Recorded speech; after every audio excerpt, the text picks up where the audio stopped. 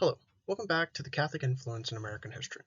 Today we'll be discussing the Fundamentalist-Modernist Controversy, and specifically how Catholicism and evolution relate to one another.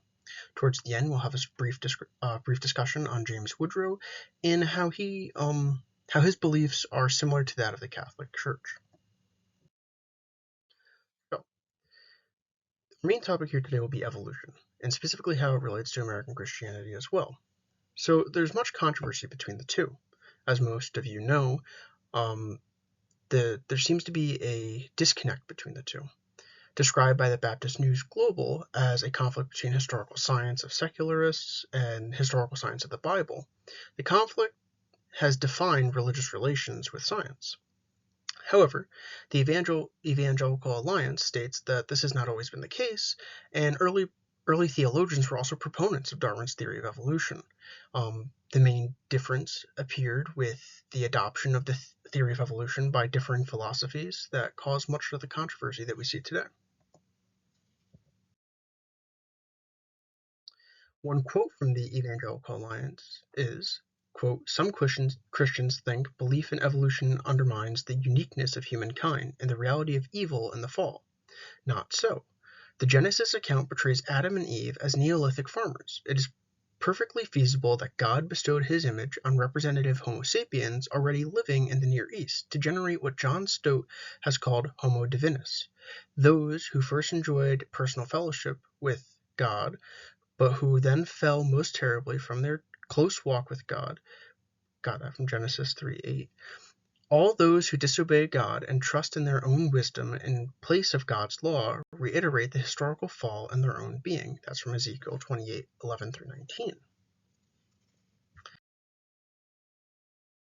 So how does Catholicism and the Fundamentalist-Modernist Controversy work together? Because as we've been taught and how most people know it, this is specifically a Protestant controversy. Well, actually, Catholicism also had its own bout with the Fundamentalist-Modernist Controversy. Specifically, Pope Pius X, as well as the Vatican, on the 8th of September 1907, would publish a document that would outline the eradication of modernist principles and doctrine from all Catholic institutions. Therefore, Catholics did not want the ideas of modernism to be taught amongst their church.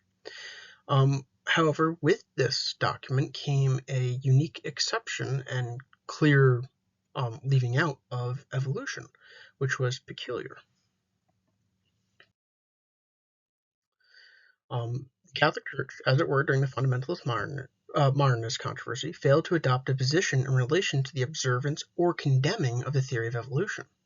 Because of this, although many in the Catholic hierarchy were against the theory of evolution at the time, according to Samuel Klopenhauer, many Catholic scientists would go on to study evolution and study the beliefs of the Church and how the two could work together.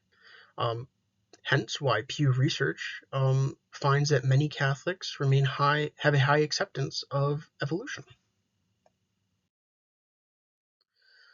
What do Catholics believe, and how is it related to the modernist views of Protestant James Woodrow?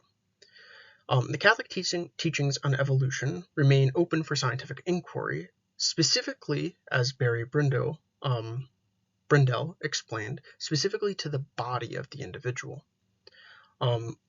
Many Catholics believe that God created the soul of man, and that the body may have come about because of evolution. Because of this, many Catholics, although the Church has never openly accepted the view of evolution, are open to the idea of evolution. As it states here, Pope Pius XII in 1950 instructed that although the origins of the biological body remain up to scientific discussion, the soul was distinctively made by God, and that's what makes humankind built in the image of God. Presbyterian James Woodrow, although he would be a Protestant, would develop a similar position.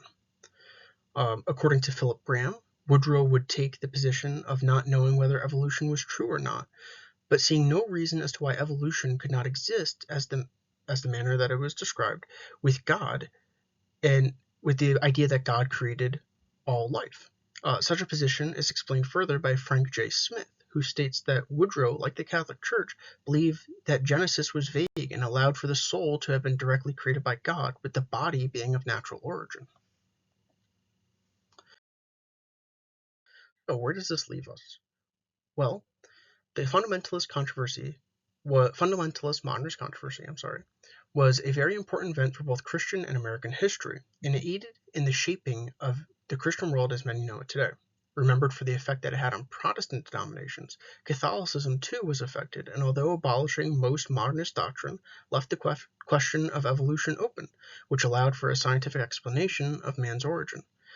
I included James Woodrow's a discussion on James Woodrow here because I believe that it's important to show that although there's Protestant denominations and then there's the Catholic Church and then there's the Orthodox Church, that there's still many similarities between all these different groups of Christians, because when it comes down to it, we're all Christian. We all believe in Christ and his teachings.